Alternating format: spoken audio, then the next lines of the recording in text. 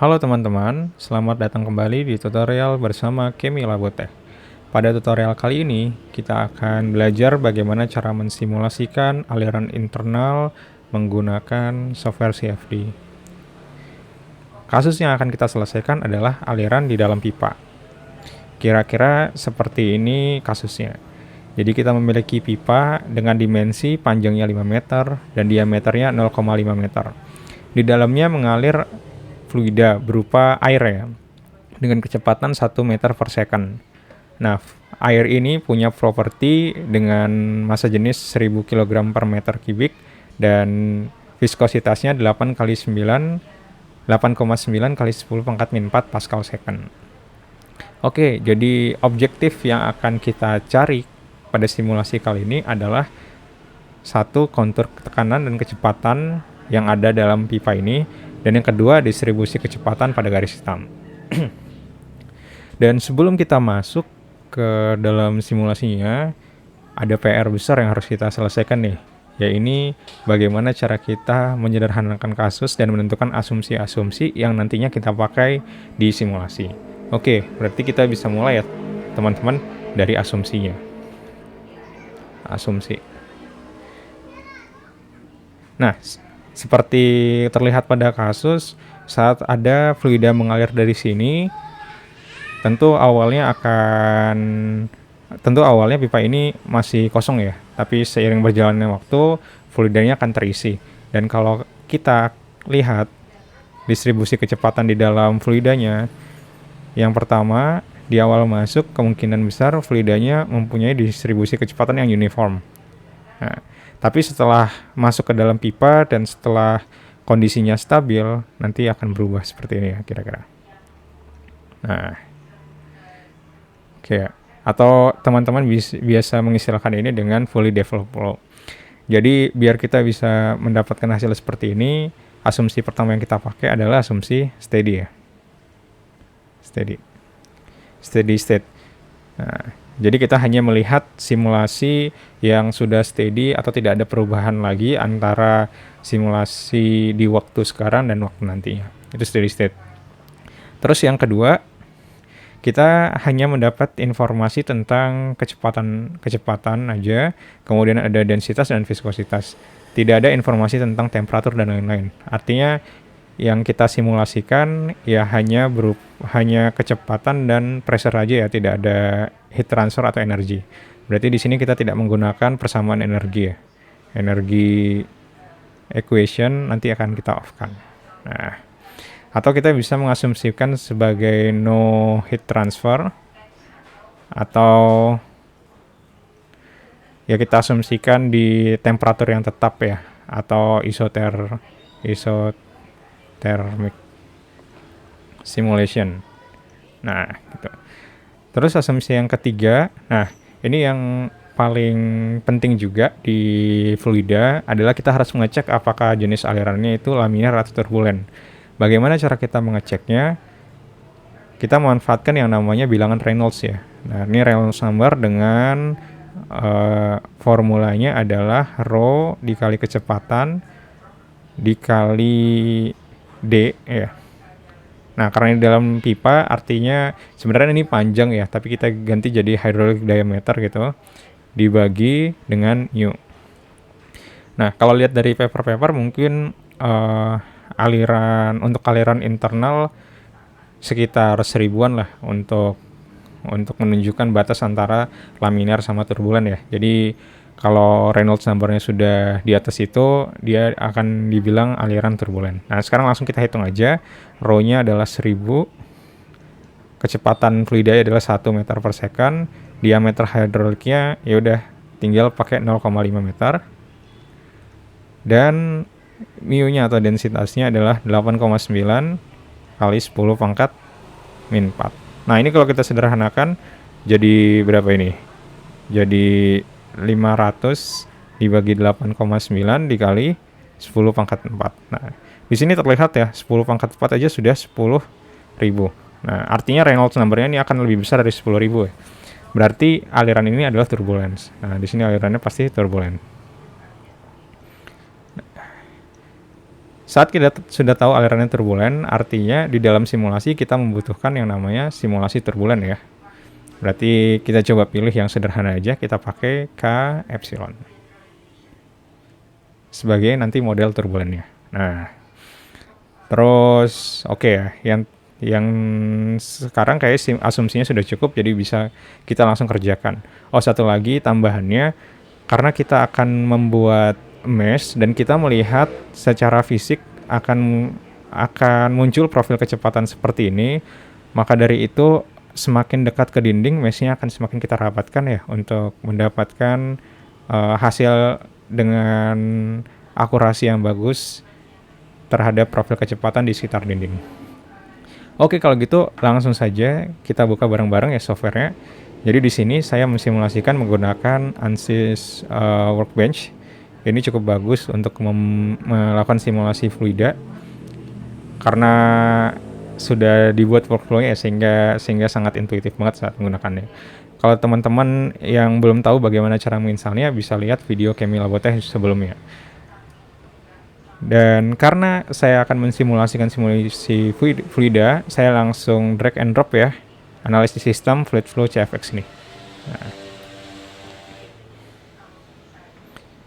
Oke, dan ini mungkin agak lama ya, tergantung dari spesifikasi komputer atau gadget teman-teman masing-masing ya.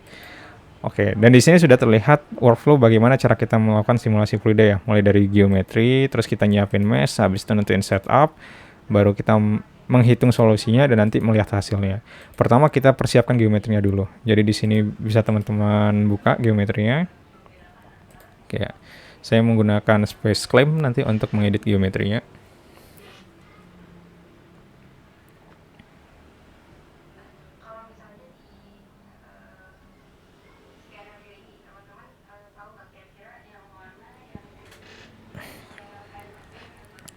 Oke, mungkin agak lama ya. Jadi nggak apa-apa, kita tunggu aja dulu.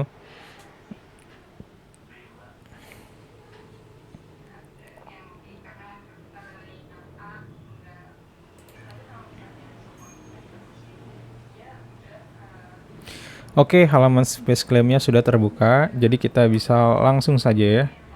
Nah, kita lihat lagi. Di sini pipanya memanjang secara sumbu X. Ya, jadi kita akan buat pada plane XZ ya.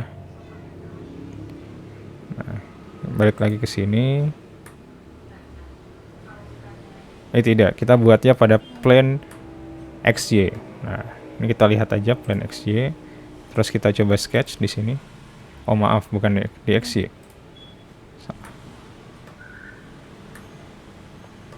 Tentu kita buatnya di plane YZ. Nah, kita lihat di sini, terus kita coba sketch di plane YZ ya. Kita desain dulu, kita masuk ke sketch mode. Habis itu kita gambar lingkaran. Nah, ya karena cross section dari suatu pipa adalah lingkaran. Nah, langsung kita tentukan tadi diameternya adalah 0,5 meter ya. Berarti dijadikan mili menjadi 500 mili. Nah, oke. Oke, kita sudah berhasil membuat cross sectionnya. Berarti untuk membuat domain fluidanya, ya udah tinggal kita extrude saja di sini. Jadi teman-teman bisa klik full, habis itu tinggal extrude, drag and drop. Nah, di sini langsung kita masukkan panjangnya adalah 5 meter ya. Berarti kita tulis 5000 mili. Oke, ini adalah model fluida dari pipa yang nanti akan kita simulasikan. Di sini bisa teman-teman ganti namanya, misalkan saya ganti fluid domain ya. Kalau sudah, bisa teman-teman close dan kita akan lanjut ke step berikutnya.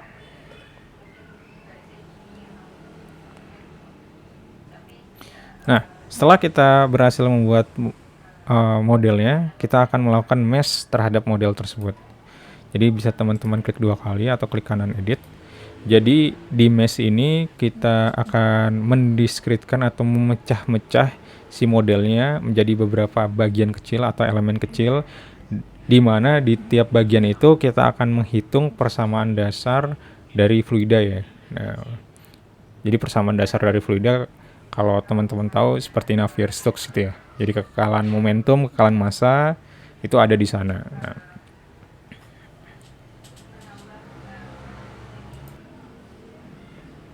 oke, setelah membuka menu mesh-nya nanti akan muncul window seperti ini dan bisa langsung kita lakukan meshing-nya ya.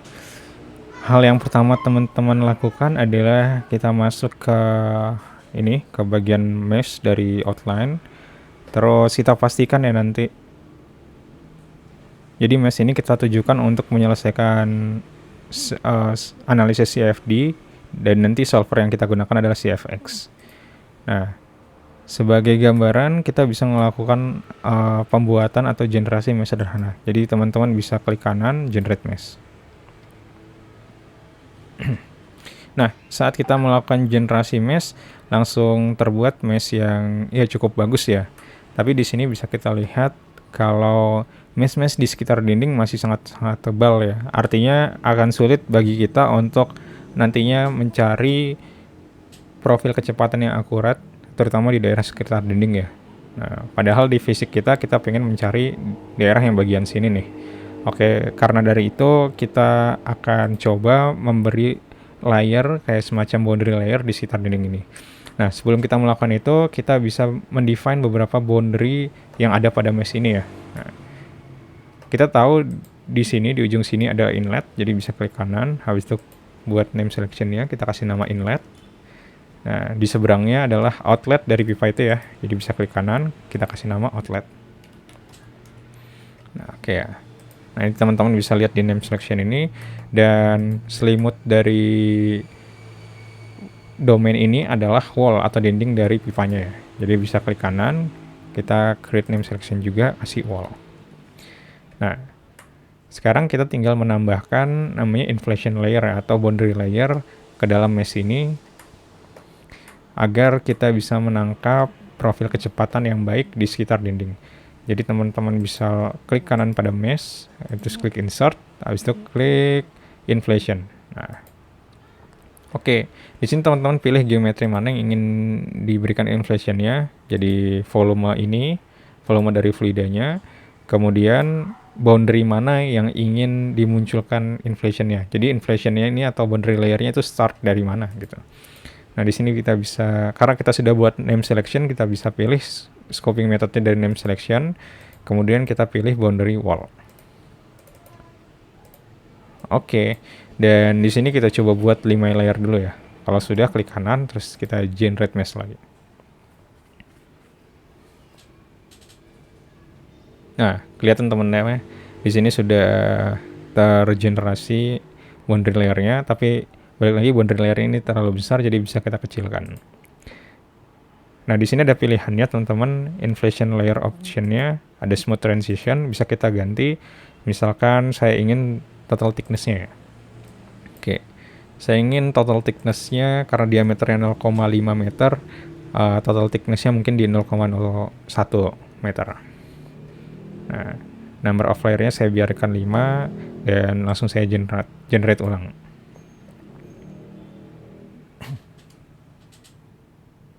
Oke, nah kelihatan ya. Ternyata dengan total thickness gini seperti terlalu rapat nih. Sebenarnya ini bagus, tapi untuk contoh sekarang kayak lebih enak untuk direnggangkan dulu ya. Coba kita renggangkan. Jadi di sini jangan 0,01 tapi 0,1 aja deh.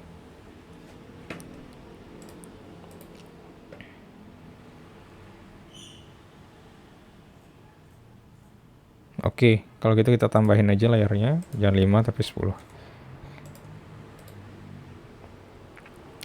Oke, dan proses ini bisa teman-teman atur-atur lagi, mau ditambahin atau dikurangin boundary layernya, jumlah layernya silahkan saja, yang penting bisa menjawab objektif yang ingin teman-teman jawab. Nah, setelah selesai membuat mesh, sebenarnya proses ini udah beres, dan teman-teman bisa melihat kualitas dari mesh-nya melalui menu mesh, terus cari submenu quality. Nah, di sini bisa dilihat, misalkan pengen melihat aspek rasio, nah kelihatan ya. Jadi aspek rasionya seperti ini. Aspek rasio yang bagus adalah 1 ya. Jadi mungkin di sini ada beberapa aspek rasio yang besar. Cuman nggak masalah, aspek rasio yang besar ini menandakan mesh-nya itu agak pipih gitu ya. Dan itu terjadi akibat ini tadi boundary layer yang sudah kita buat. Nah, itu salah satu contohnya ya. Oke. Setelah mesh-nya ini jadi, berarti kita bisa langsung keluar dari menu mesh ini dan lanjut ke menu berikutnya, ya ini melakukan setup pada simulasinya. Ini bisa kita close. Dan jangan lupa sebelum melanjutkan ke setup, bisa kita update dulu ya, biar simbol petirnya ini hilang. Jadi klik kanan, update.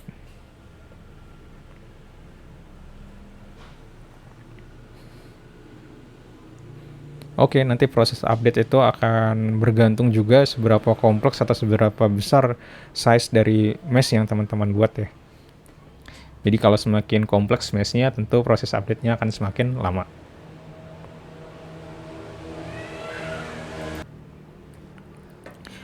Setelah proses update selesai, simbol di menu setup akan berubah menjadi seperti ini, artinya siap untuk kita lakukan setupnya ya. Jadi bisa klik kanan, kemudian klik edit.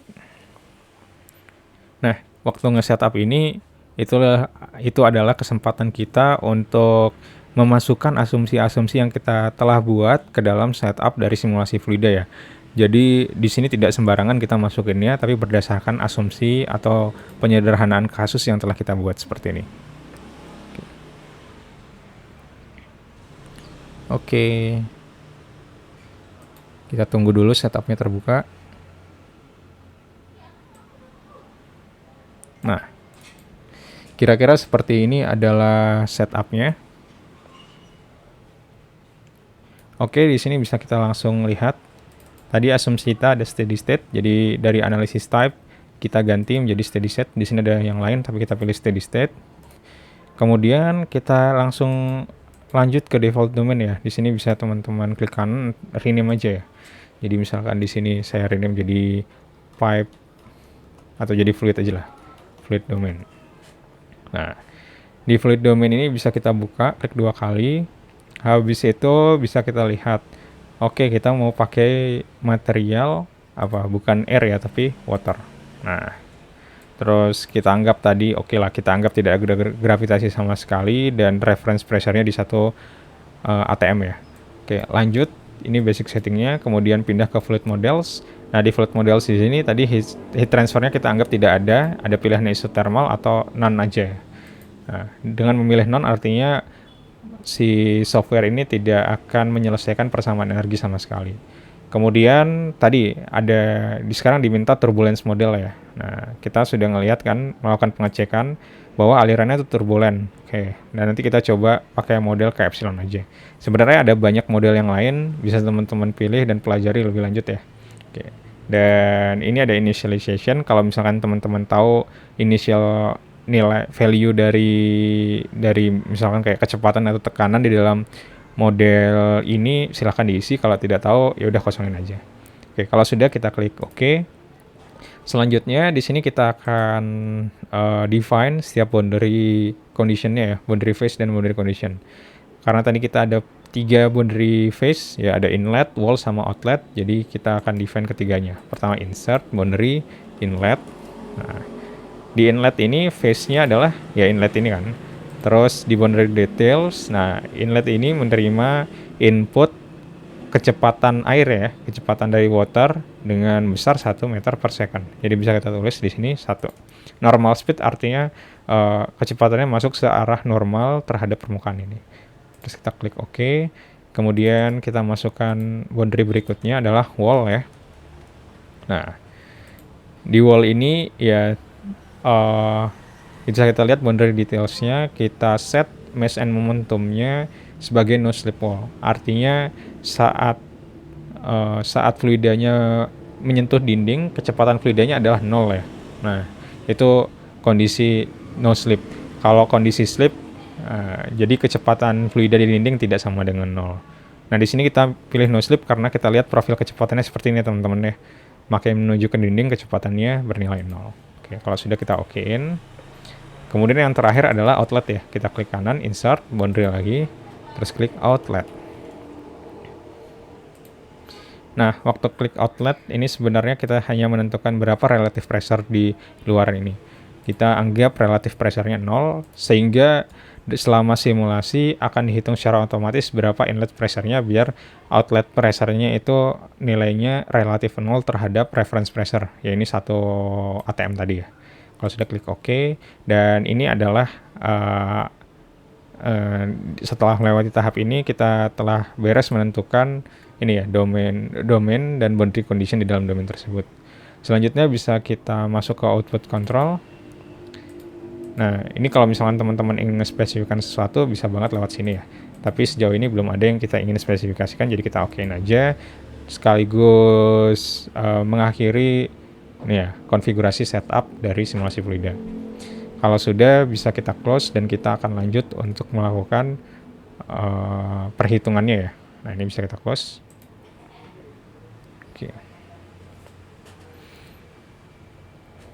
Oke teman-teman, sebelum melanjutkan jangan lupa kita save dulu ya. Jadi bisa di save projectnya. Setelah di save projectnya bisa kita langsung jalankan solusinya ya. Nah, untuk menjalankan solusinya kita bisa klik kanan di sini dan klik edit. Di sini akan membuka CFX Solver Manager. Nah, ini kayak solver khusus untuk software CFX ini. Jadi kalau teman-teman pakai software CFD lain, misalkan Fluent, akan beda lagi gitu. Nah, ini settingnya waktu ngedefinisiin run atau pencarian solusinya, kita pakai serial aja. Sebenarnya bisa buat paralel, tapi tidak usah, pakai serial aja. Dan teman-teman bisa ngatur kayak initial values juga di sini, tapi tidak usah untuk run sederhana ini. Jadi langsung aja klik start run. Nah, sebenarnya waktu running ini kita juga memperhatikan beberapa bagian ya, tidak hanya menunggu sampai dibilang selesai, tapi kita harus menganalisis juga apa yang terjadi terhadap solusi selama proses running berlangsung. Oke. Nah, ini adalah proses runningnya. Untuk halaman awalnya akan ada history dari running untuk variabel momentum dan massa ya. Jadi ini root mean square error di pressure untuk massa, dan momentum itu U, V, sama W ya. Ada 3 karena ini simulasi 3 dimensi. Dan yang kita harapkan adalah semakin banyak iterasinya atau semakin besar iterasinya, nilai errornya semakin kecil. Nah, seperti ini. Terus di tab berikutnya adalah turbulence ya. Nah, di sini root mean square dari turbulence-nya ya, karena kita menggunakan more than turbulence, maka dari itu kita juga melihat proses kalkulasi dari turbulence. Sama seperti yang sebelumnya, yang kita inginkan adalah semakin ke kanan semakin ke kanan. Semakin besar iterasinya semakin kecil nilai errornya. Oke. Kalau sudah selesai akan muncul seperti ini. Ya, oke ya. Jadi bisa kita perhatikan, dan ini threshold-nya adalah kalau semua variabel yang ada di sini sudah menyentuh 1e pangkat min 4 atau 0,0001, maka bisa dibilang simulasinya sudah selesai dilaksanakan. Artinya errornya sudah kecil banget gitu. Oke. Jadi ini bisa kita close dan kita bisa langsung melihat ke step terakhir ya, yaitu melihat resultnya. Di sini bisa kita klik kanan terus edit. Nah, untuk melihat result yang dibuka adalah CFD post ya.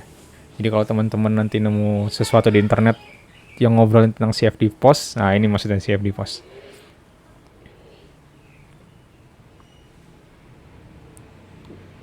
Oke, ini adalah CFD postnya.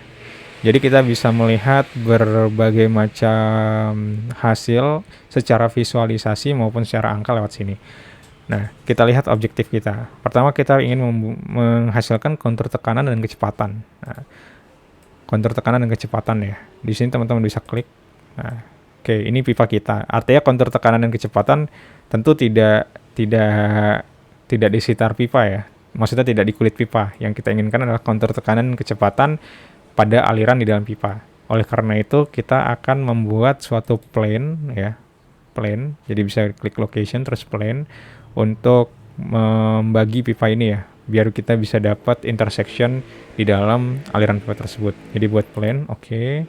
Terus plane ini ada di mana? Di bidang XY ya. Oke. Kalau sudah diklik oke, nanti plane-nya akan terlihat seperti ini, teman-teman. Nah, di sini pandangannya di Z aja ya, nggak masalah. Nah, terus di plane ini kita akan buat dua kontur tekanan sama kontur kecepatan. Nah, untuk membuatnya teman-teman bisa klik ini, kontur. Nah, yang pertama kontur tekanan ya. Di sini kita ganti lokasinya di plane, kemudian variabelnya udah tekanan gitu aja. Klik apply. Nah, di sini terlihat ya tekanan distribusi tekanannya, dan ini saat kita melihat warna jangan dulu senang karena kita harus menginterpretasikan warna tersebut ya. Nah, kita lihat alirannya itu mengalir dari kiri ke kanan ya. Nah, artinya ya tentu aliran mengalir akibat ada perbedaan pressure ya. Jadi saat aliran mengalir dari kiri ke kanan, kontur tekanan yang kita harapkan adalah akan ada pressure yang tinggi di kiri dan pressure rendah di kanan. Nah, secara kontur ini sudah benar ya. Oke. Terus yang kedua, kita ingin melihat kontur kecepatan. Jadi teman-teman bisa klik lagi kontur di sini, habis itu klik OK, dan kita ubah ya lokasinya dari inlet menjadi plane. Oke ya. Dan kita ganti ini variabelnya bukan pressure ya, tapi kita ingin tahu velocity-nya. Nah, kalau sudah klik apply. Nah, untuk kontur yang sebelumnya bisa kita matiin gambarnya. Oke. Dan jadi terlihat seperti ini. Oke, ini adalah kontur kecepatannya ya. Terlihat ya teman-teman, di awal kecepatannya konstan ya, atau uniform. Nah, tapi semakin ke tengah dalam pipa, nah kita melihat kecepatan yang rendah nih di sini ya. Lihat ya, warna biru menunjukkan kecepatan rendah, warna merah kecepatan tinggi. Nah, kecepatan rendah, ada kecepatan rendah. Semakin ke dalam pipa, semakin besar ini, semakin tebal layar yang kecepatannya tidak sama dengan inlet ya. Nah, seperti ini. Oke ya. Nah, ini adalah fenomena yang tadi, fenomena boundary layer, dimana kalau sudah benar-benar steady akan terjadi namanya fully developed flow ya. Kalau di sini kelihatan di awal-awal itu flow-nya masih terdevelop ya, layernya masih kecil, tapi begitu sampai di tengah-tengah, nah ini mungkin sudah mulai konstan ya. Nah, ini bisa kita cek lebih dalam kalau kita memanjangkan pipanya lagi. Oke, seperti itu ya. Dan harusnya waktu kecepatan masuk kan besarnya 1 meter per second kan, tapi ternyata akibat adanya fenomena ini kecepatan maksimumnya tidak 1 meter per second, melainkan 1 meter lewat dikit nih. Nah, gitu. Menarik kan ya. Oke, berarti dua objektif pertama sudah bisa kita jawab. Sekarang untuk menentukan objektif terakhir adalah, nah ini ya, distribusi kecepatan pada garis hitam. Artinya kita ngebuat garis seperti ini, kemudian kita tinggal plot aja kecepatan yang ada pada garis ini. Itu bisa dilakukan di CFD POS. Yang pertama kita buat line, nah kita buat garis ya. Oke, di garis ini menentukan 2 poin. Nah, kita ambil titik tengahnya ya. Misalkan di sini X-nya pasti di atas ya. X-nya di atas. Oke. Enggak, X-nya di sini di 2,5 ya, setengah dari panjangnya. Kemudian Y-nya di 2,5 di paling atas, dan Z-nya kita anggap di tengah-tengah ya. Titik simetrinya di 0. Dan titik 2-nya adalah sama di 2,5, cuman Z-nya kita jadikan min 0,25 ya. Nah, oke, kalau sudah kita apply, nanti akan terlihat garisnya seperti ini. Oke teman-teman, ini cukup intuitif karena untuk membangun garis artinya kita butuh 2 titik dan garisnya terbangun dengan cara menghubungkan 2 titik tersebut. Oke, dan sekarang kita buat samplingnya jangan 10 sampel tapi kita coba buat 100 sampel biar resolusinya bagus. Nah, oke, kita sudah buat garisnya, berarti tinggal ngeplot kecepatan yang ada di garis tersebut ya. Jadi bisa kita pakai chart di sini. Nah, kita klik OK.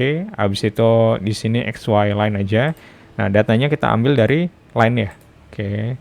Terus x-aksisnya berarti x-aksis tadi ya, x-aksisnya adalah kita anggap itu kecepatannya ya, biar intuitif seperti ini. Jadi x-aksisnya kita anggap kecepatan dan y-aksisnya kita anggap y. Nah, seperti ini. Kalau sudah kita apply. Nah, kelihatan teman-teman ya. Jadi di sini oke, di sini range-nya mungkin kita bisa spesifikasikan ya. Determine range jangan automatically min 0,25 sampai 0,25. Komanya belum. Sip. Nah, seperti ini ya. Oke, kelihatan teman-teman ya, semakin dekat dinding, artinya di 0,25 sama min 0,25 adalah dinding ya. Jadi semakin dekat dinding, kecepatannya semakin mendekati 0. Oke, berarti ini semua sudah sesuai dengan kondisi fisik dari aliran internal di mana akan ada gaya gesek ya di dinding menyebabkan kecepatan fluidanya bernilai 0. Oke, dan hasilnya dan semua objektif telah kita cari ya lewat dan kita jawab lewat simulasi fluida ini. Oke. Dan perlu saya ingatkan juga teman-teman ya, sharing-sharing aja. Jadi waktu ngelakuin simulasi fluida, hal yang paling penting adalah gimana cara kita breakdown masalah, terus melakukan asumsi-asumsi dan penyederhanaan sehingga nanti kita ngerti bagaimana cara kayak membuat mesh, terus melakukan setup sampai menganalisis hasil dari simulasinya ya. Jadi simulasinya nggak cuma munculin warna tapi memang punya arti gitu. Oke, jadi ini hasilnya simulasi internal flow ya dengan kasus pipe flow, dan kita melihat beberapa macam fenomena ya, mulai dari tadi pressure di inlet lebih tinggi dibandingkan pressure di outlet, terus dilihat dari kontur kecepatannya, ternyata kecepatan di sekitar dinding mendekati 0 ya, dan itu sudah sangat sesuai dengan fisik dan teorinya juga.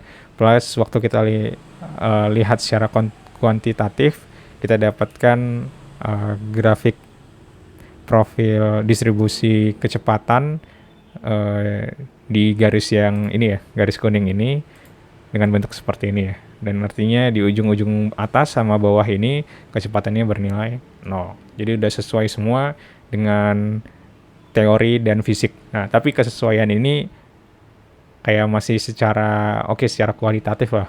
Belum benar-benar bisa kita validasi. Nah, untuk melakukan validasinya, jadi teman-teman bisa memakai data-data tambahan, misalkan dari referensi paper yang sudah bagus atau dari hasil eksperimen seseorang.